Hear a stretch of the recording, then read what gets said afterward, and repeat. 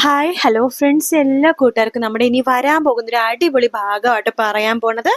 അപ്പൊ അങ്ങനെ നമ്മുടെ ശ്രുതിയുടെയും അശ്വിന്റെയും വലിയൊരു, അതായത് വീക്കെൻഡ് പ്രൊമോ വന്നിട്ടുണ്ടായിരുന്നു. നമ്മൾ വിചാരിച്ച പോലെ തന്നെ അശ്വിനെ വയ്യാതാവണതും എല്ലാവരും ആകെ ഷോക്കായിട്ട് നിൽക്കുന്ന ഭാഗങ്ങളൊക്കെ തന്നെയാണ് പ്രൊമോയിലും കാണിച്ചത്. അതുപോലെ തന്നെയാണ് നടക്കുന്നതും കേട്ടോ.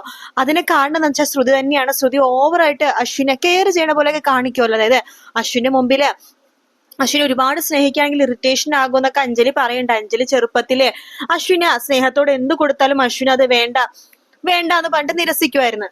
അപ്പൊ പിന്നീടാണ് അഞ്ജലിക്ക് മനസ്സിലായത് അശ്വിന് ഒരുപാട് സ്നേഹം കാണിക്കുന്നത് ഇഷ്ടമല്ല. അശ്വിന് എന്താണോ ഇഷ്ടപ്പെടുന്നത് ആ രീതിയിൽ നടന്നാൽ മാത്രമേ അശ്വിന് ഇഷ്ടപ്പെടുള്ളൂ. അപ്പൊ ആ ഒരു കാര്യം ശ്രുതിയുടെ പറയേണ്ടത്, നീ വിചാരിച്ച പോലൊന്നും അല്ല കുഞ്ഞൻ. അവനൊരു സ്വഭാവം ഉണ്ട്, അവന് ഒരുപാട് സ്നേഹിക്കണതും കെയർ ചെയ്യണതും അവൻ ഒട്ടും തന്നെ ഇഷ്ടമല്ല. അവൻ അവന്റെ വഴിക്ക് വിടുക, പിന്നെ അവനെ കെയർ ചെയ്യണം, പക്ഷെ അത് അവൻ വിചാരിക്കാത്ത രീതിയിൽ മാത്രമേ കെയർ ചെയ്യാൻ പാടുള്ളൂ. അല്ലാന്നുണ്ടെങ്കിൽ അവന് ഭയങ്കര ഇറിറ്റേഷൻ ആവും. അവനോട് സ്നേഹം കാണിച്ചാൽ അവന് ഇറിറ്റേഷൻ കൂടും എന്നൊക്കെ അഞ്ജലി പറയുന്നുണ്ട്. ഇത് കേൾക്കുന്ന ശ്രുതി മനസ്സിൽ വിചാരിക്കുകയാണ്, ആഹാ അത് കൊള്ളാലോ, ആദ്യമായിട്ട് ഒരാൾ ഇങ്ങനത്തെ ഒരു സ്വഭാവം, സ്നേഹം കാണിക്കുന്നത് ഇഷ്ടമല്ല പോലും, അത് ഇറിറ്റേഷനാണ് പോലും, ആൾക്ക് ഏറ്റവും വലിയ അലർജി അതാണെന്ന്. എങ്കിൽ അതിൽ തന്നെ കയറി പിടിക്കാം, അയാളോട് കുറച്ച് സ്നേഹത്തോടും ബഹുമാനത്തോടും സംസാരിക്കാം എന്നൊക്കെ പറഞ്ഞിട്ടാണ് ശ്രുതി കാണുന്ന പരിപാടിയൊക്കെ ഇന്നലെ മിനിഞ്ഞാന്നൊക്കെ ആയിട്ട് കാണിച്ചത്.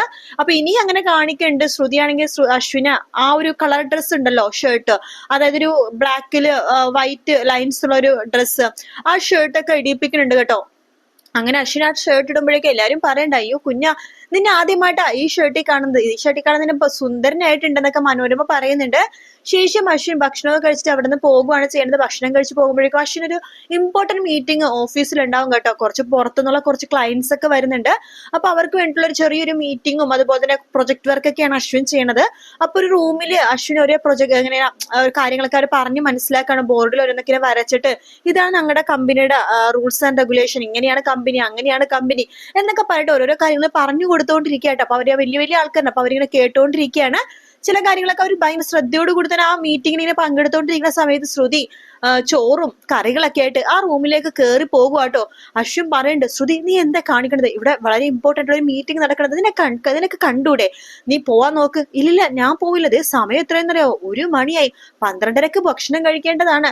12:30 ഭക്ഷണം കഴിച്ചില്ലെങ്കിൽ പല പ്രശ്നങ്ങളും ഉണ്ടാകും. അതുകൊണ്ട് മര്യാദക്ക് നിങ്ങൾ ഭക്ഷണം കഴിക്കേ, ഞാൻ നിങ്ങളെ ഭക്ഷണം കഴിപ്പിച്ചു ഊട്ടാൻ വേണ്ടി വന്നതാണ്. ശ്രുതി ഇത് ഓവർ ആവുന്നുണ്ട് കേട്ടോ, നിന്റെ അഭിനയവും നാടകവും ഒക്കെ വീട്ടിൽ വെച്ച് മതി, എന്റെ ഓഫീസിൽ ഇങ്ങനെ പരിപാടിയൊന്നും വേണ്ട എന്ന് പറയുമ്പോ അവിടെ മീറ്റിംഗിന് വന്ന ആൾക്കാരൊക്കെ ഇവരുടെ പരസ്പരം മാറി മറിച്ചിങ്ങനെ നോക്കുവാട്ടോ.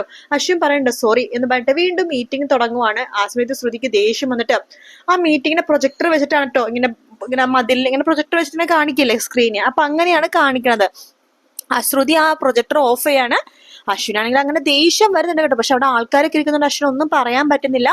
ശ്രുതി ആ മീറ്റിംഗിൽ പങ്കെടുക്കാൻ വന്നവരതൊക്കെ ചോദിക്കുന്നുണ്ട്, അതെ സാറുമാരെ നിങ്ങളൊക്കെ ഭക്ഷണം കഴിച്ചോ, ഭക്ഷണം കഴിച്ചിട്ടില്ലെങ്കിൽ വാ കൈ കഴുകിട്ട് വാ, ഞാൻ ഭക്ഷണം വിളമ്പി തരാം എന്നൊക്കെ പറയാണ്. അവര് പരസ്പരം മുഖത്തോട് മുഖം നോക്കാട്ടോ. ഇവരെന്താ ഇങ്ങനെ, ഇവരെ വട്ട് കേസാണോ എന്ന രീതിയിൽ പരസ്പരം മുഖത്തോട് മുഖം നോക്കണം. അപ്പോഴേക്കും അശ്വിൻ ശ്രുതിനെ വിളിച്ചിട്ട് പുറത്തേക്ക് പോവാണ്.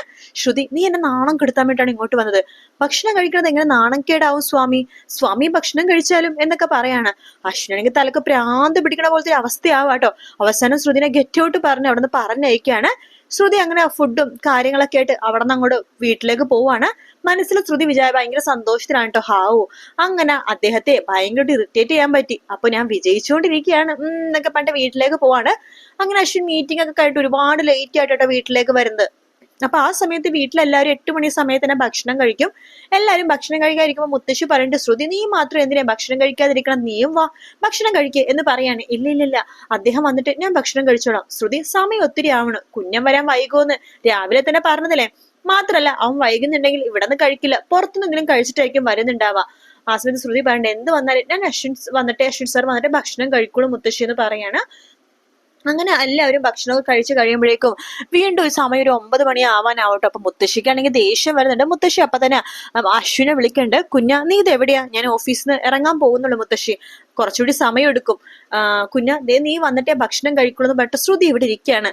എന്ത് വൃത്തികേട് അവള് കാണിക്കണത്? അവൾക്ക് ഭക്ഷണം കഴിച്ചാൽ എന്താണ്? എന്നെ കാത്തിരിക്കണതിന്റെ കാര്യം എന്താ അവള്? എടാ, നല്ല ഭാര്യമാര് അങ്ങനെയാടാ, ഭർത്താക്കന്മാര് വന്നിട്ടേ ഭക്ഷണം കഴിക്കുള്ളൂ. നീ ഒരു കാര്യം ചെയ്യ്, എത്രയും പെട്ടെന്ന് വരാൻ നോക്ക്. മുത്തശ്ശി, അത് നടക്കില്ല, എനിക്ക് വളരെ ഇമ്പോർട്ടന്റ് ഉള്ള കാര്യങ്ങളൊക്കെ ചെയ്യാനുണ്ട്. നോക്ക്, നീ എത്രയും പെട്ടെന്ന് വന്നില്ലെങ്കിലേ ശ്രുതി ഉച്ചക്ക് കഴിച്ചാണ്, ഇത്ര വരെ അവള് ജലപാനം പോലും കഴിച്ചിട്ടില്ല. നീ വന്നില്ലെങ്കിൽ നിന്റെ ഭാര്യ പട്ടിണി കിടന്ന് ചിലപ്പോ ചത്തുപോയിന്നൊക്കെ ഇരിക്കും, ചിലപ്പോ വല്ല അസുഖം വരുത്തി വെക്കും. നീ വരുന്നുണ്ടെങ്കിൽ വാ എന്ന് പറഞ്ഞിട്ട് ഫോൺ കട്ട് ചെയ്യാണ്. ശേഷം മുത്തശ്ശി അവിടെ നിന്ന് പോകുന്നുണ്ട്. അതിനുശേഷം ശ്രുതി ആണെങ്കിൽ രാത്രി മുഴുവൻ അശ്വിനെയും കാത്ത് അങ്ങനെ നിൽക്കുവാട്ടോ. ശ്രുതി വീട്ടിൽ കാത്തിരിക്കല്ലേ ഭക്ഷണം കഴിക്കാണ്ട്. അശ്വിനും പുറത്തൊന്നും എവിടെ നിന്നൊന്നും കഴിക്കാണ്ട് നേരെ വീട്ടിലേക്ക് വരാമെന്ന് വിചാരിച്ചിട്ട് അശ്വിൻ വണ്ടി ഓടിച്ച് വീട്ടിലേക്ക് വരുവാണ്.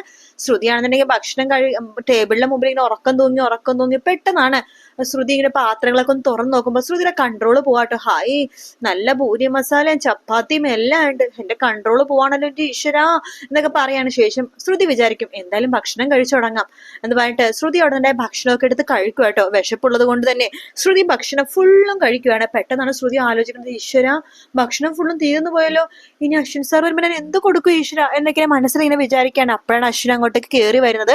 ശ്രുതി, എന്തൊക്കെയാ നീ കാണിക്കണത്? ഞാൻ വന്നാലേ ഭക്ഷണം കഴിക്കുന്നൊക്കെ വാശിയാണ് നിൽക്കൂ, കുഞ്ഞി പിള്ളേരെ പോലെ. എന്തെങ്കിലും ആവട്ടെ, നീ ഒരു കാര്യം ചെയ്യും, വിളമ്പ് എന്ന് പറഞ്ഞിട്ട് അശ്വിൻ കൈ കഴുകാൻ വേണ്ടി പോവാണ്. ശ്രുതിയാണെങ്കിൽ ഈശ്വരൻ എന്ത് ചെയ്യുന്ന ആലോചിച്ചിരിക്കുകയാണ്. അശ്വിൻ അങ്ങനെ വിളമ്പണ ഒരു കസേരയൊക്കെ ഇട്ട് അവിടെ ഇരിക്കുകയാണ്. വിളമ്പ് എന്ന് പറയുമ്പോൾ ശ്രുതി ഇങ്ങനെ അശ്വിന്റെ മുഖത്തേക്ക് നോക്കാണ്. അപ്പൊ അശ്വിന്റെ കാര്യം മനസ്സിലായി, എന്തൊരു പ്രശ്നം ഉണ്ടെന്ന്. അശ്വിൻ പതുക്കെ പാത്രങ്ങളൊക്കെ തുറന്നു നോക്കുമ്പോൾ ഞെട്ടിപ്പോട്ടോ. ഒരു പാത്രത്തിൽ ഒരു തരി ചോറ് പോലും ഇല്ല. ഇതെന്താ ഭക്ഷണമൊന്നും ഇല്ലാത്തതെന്ന് ചോദിക്കുമ്പോൾ ശ്രുതി പറയണ്ട്, അത് വേറൊന്നുമല്ല, ഞാനേ നിങ്ങൾ വരുമ്പോ ചൂടോടുകൂടി തന്നെ ചപ്പാത്തി ഉണ്ടാക്കി തരാൻ വേണ്ടി വിചാരിച്ചിട്ട് ഇരിക്കുവായിരുന്നു. ഇനി ചപ്പാത്തിയും കറിയൊക്കെ ഉണ്ടാക്കിയിട്ട് വേണോ? ആ അതെ, അതൊന്നും വേണ്ട, എനിക്ക് വിശന്നിട്ട് വയ്യ. നീ ഇവിടെ വിശന്നിരിക്കണ ഭക്ഷണം ഒന്നും കഴിക്കാണ്ട വന്നത് പുറത്തുനിന്ന്, എനിക്ക് വിശക്കുന്നു, ഞാൻ ഓൺലൈൻ ഓർഡർ ചെയ്തോളാം, നീ ഇനിയിപ്പോ കഷ്ടപ്പെട്ട് ഭക്ഷണം ഒന്നും ഉണ്ടാക്കാൻ നിൽക്കണ്ട എന്ന് അശ്വിൻ പറയാണ്.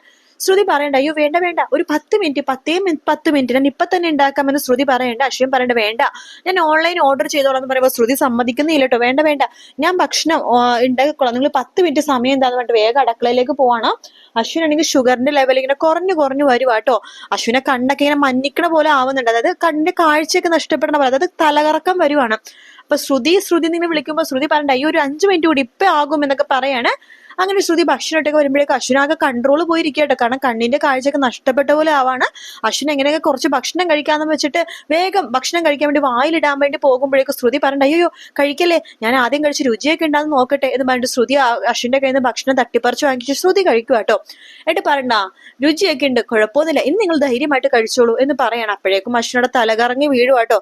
പിന്നീട് ശ്രുതി ഒച്ചുണ്ടാക്കി ബഹളമുണ്ടാക്കി എല്ലാവരും വിളിച്ചു എഴുന്നേൽപ്പിക്കുകയാണ്. എല്ലാവരും വരുന്നുണ്ട്. അങ്ങനെ എല്ലാവർക്കും ഭയങ്കര അപ്സെറ്റ് പോലെ ആവണം. അയ്യോ അശ്വിന് ഇങ്ങനത്തെ ഒരു അവസ്ഥ വന്നല്ലോ എന്ന് ആലോചിച്ചിട്ട് അഞ്ജലി പറഞ്ഞു, ഇവന് ഷുഗർ ലെവൽ കുറഞ്ഞെന്ന് തോന്നുന്നു, മരുന്ന് കറക്റ്റ് സമയത്ത് കഴിക്കാത്തതുകൊണ്ടായിരിക്കും എന്നൊക്കെ പറയുമ്പോഴാണ് ശ്രുതി കുറച്ച് പഞ്ചസാരയെ കൊണ്ടിട്ട് അശ്വിന്റെ വായിലേക്ക് ഇട്ട് കൊടുക്കുന്നത്. അപ്പൊ അശ്വിന് ഓക്കെ ആവും കേട്ടോ. എന്തായാലും ശ്രുതിയുടെ ആ ഒരു ഓവർ കെയറിങ് കാരണമാണ് അശ്വിന് ഈ ഒരു വലിയൊരു അപകടം സംഭവിച്ചത്. അപ്പൊ അങ്ങനത്തെ ഭാഗമാണ് നമ്മൾ ചൊവ്വാഴ്ചയും ബുധനാഴ്ചയായിട്ട് കാണാൻ പോണത്. അതിനുശേഷമുള്ള ഭാഗം ഞാൻ നാളത്തെ എപ്പിസോഡ് റിവ്യൂ ആയിട്ട് പറയുന്നതായിരിക്കും. വീഡിയോ ഇഷ്ടപ്പെടുകയാണെങ്കിൽ ലൈക്ക് ചെയ്യാനും സബ്സ്ക്രൈബ് ചെയ്യാനും കമന്റ് ചെയ്യാനും മറക്കല്ലേ. മറ്റൊരു വീഡിയോ ആയിട്ട് വീണ്ടും കാണാം friends. Take care, bye bye.